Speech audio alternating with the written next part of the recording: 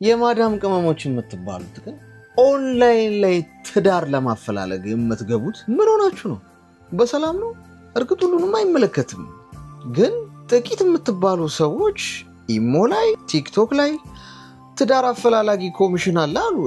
እንግዲህ ኮሚሽን ይሁን ምን ይሁን አላውቅም፣ ግን ትዳር ለማገናኘት ግሩፖች አሉ አሉ። እዛ ላይ እየገባችሁ መስፈርቴ እንደዚህ ነው፣ የምፈልገው አይነት ወንድ እንደዚህ አይነት ነው እያላችሁ መስፈርታችሁን እየተናገራችሁ ትዳር ለመፈለግ እንዲህ አይነት ቦታ ላይ የምትገኙ ሰዎች ምን እየሆናችሁ እንደሆነ ልትነግሩኝ ትችላላችሁ? ትናንትና አንዲት ልጅ በውስጥ መስመር መታ የገጠማትን ነገረች።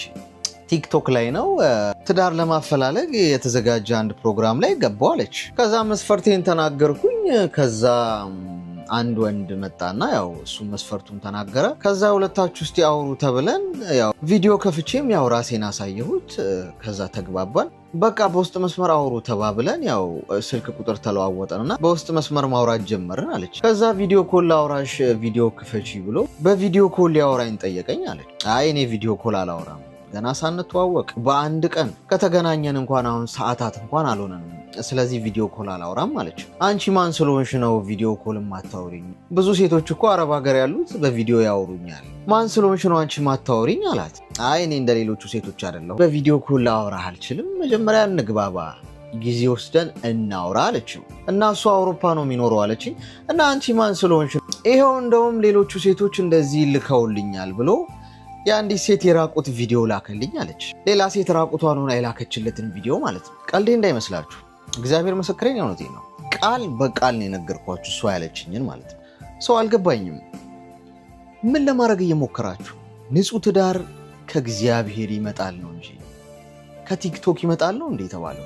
ወይ ከኢሞ ይመጣል የተባለው? ካልገባኝ አስረዱኝስ። ምን እያደረጋችሁ ነው? በህይወታችሁ ላይ ምን እየጫራችሁ? ቲክቶክ ላይ እኮ ወንድ ልጅ ሊደበር ነው የሚገባው። መስፈርቴ ምናምን ብሎ መጥቶ ሲነግርሽ የእውነት ትዳር ፈልጎ ይመስልሻል? የዋነሽ ማለት ነው። እንደውም ሴቷ ልትሻል ትችላለች። የእውነት ትዳር ፈልጋ ሊሆን ይችላል የምትመጣው ሴት ልጅ። ወንዱ ግን በጭራሽ እዛ ጋር ወጥቶ ሲያይ በጣም ብዙ ቆንጆ ሴቶች ያያል፣ ማማረጥ ያቅተዋል። ከአንቺ ጋር እንኳን በውስጥ መስመር ጀምሮ እንኳን ቢሆን ቲክቶኩ ላይ በጣም ቆንጆ ቆንጆ ሴቶችን ሲያይ የመረጠው ምርጫ የተሳሳተ እንደሆነ ይገመግማል እና የተሻለች ቆንጆ ሴት መምረጥ እንደሚችልም ማሰብ ይጀምራል። ሰው አንቺ እንደ ማስቲካ ታኝከሽ የምትተፊም ይሆናል። መጨረሻው የራቁት ቪዲዮሽን ላኪልኝ ብሎ ልክ እንደዚች ሴት ምሳሌ አድርጎሽ ቁጭ ይላል። እና እስቲ ጥያቄ መልሱልኝ። ምን እያደረጋችሁ ነው? ጥያቄ ብቻ መልሱልኝ።